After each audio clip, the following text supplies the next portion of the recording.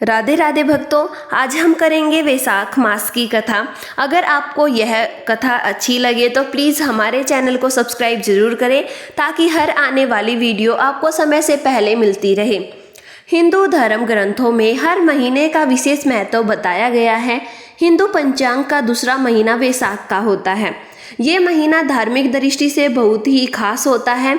इस महीने में भगवान विष्णु की विशेष रूप से पूजा की जाती है।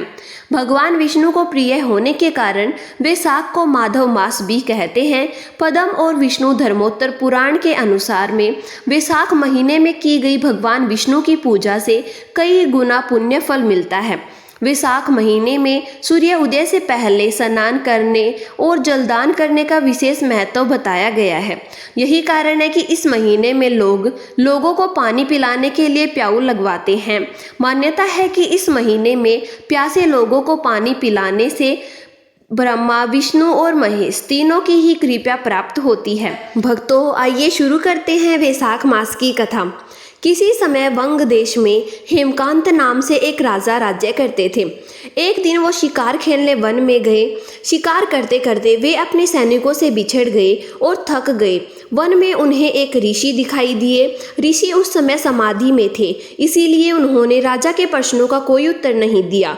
क्रोधित होकर राजा ने उन पर जैसे ही वार करना चाहा, ऋषि के अनेक शिष्य वहां पर आ गए और उन्होंने राजा को रोक दिया। राजा ने उनकी बात मान ली और शिष्यों से कहा कि मैं बहुत थक गया हूँ, तुम मेरे लिए भोजन आदि की व्यवस्था करो। शिष्यों ने कहा कि हे राजा, हम गुरु की आज्ञा के बिना कुछ नहीं करते, इसीलिए हम आपका आतिथ्य नहीं कर सकते।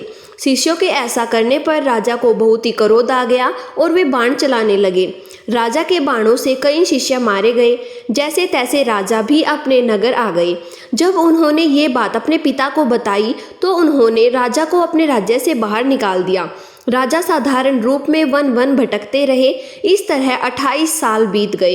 एक दिन वैशाख मास में महामुनि जंगल से गुजर रहे थे। तभी भूख प्यास से व्याकुल होकर वह बेहोश होकर गिर पड़े। हेमकांत ने उन्हें देख लिया और पानी आदि की व्यवस्था की।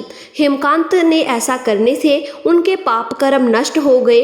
अंत समय में यमदूत जब हेमकांत के प्राण लेने आए तो भगवान विष्णु का ध्यान करने लगा। तभी भगवान विष्णु के दूत वहां प्रकट हुए और उन्होंने यमदूतों से कहा कि वैशाख मास में एक मुनि को जल पिलाने और उनके प्राण बचाने से अब हेमकांत निष्पाप हो गया है, इसीलिए तुम यहाँ से जाओ। यही भगवान विष्णु का आदेश है। इसके बाद जैसे ही भगवान विष्णु के दूत ने हेमकांत को स्पर्श किया तो पहले की तरह वह बिल्कुल स्वस्थ और युवा हो गया। भगवान विष्णु के दूत ही हेमकांत को उनके महल लेकर गए और उनके पिता को पूरी बात बताई। भगवान विष्णु का प्रिय होने के चलते हेमकांत फिर से राजा बन गए और न्यायपूर्वक शासन करने लगे। तो भक्तों, बोलिए विष्णु भगवान की जय।